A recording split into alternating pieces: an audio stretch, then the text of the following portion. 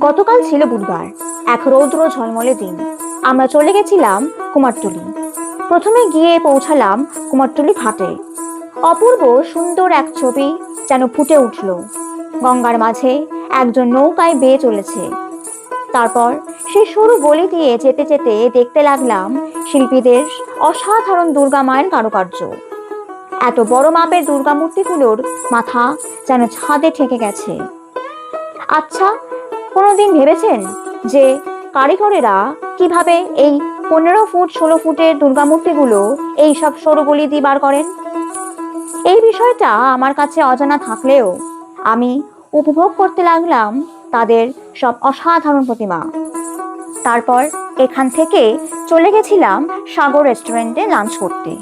প্রথমে নিলাম vegetable corn soup, তারপর চিকেন রেশমি কাবাব, আর শেষে নিলাম বাটার নান, গার্লিক নান, চিকেন লাজিজ আর অনিয়ন স্যালাড।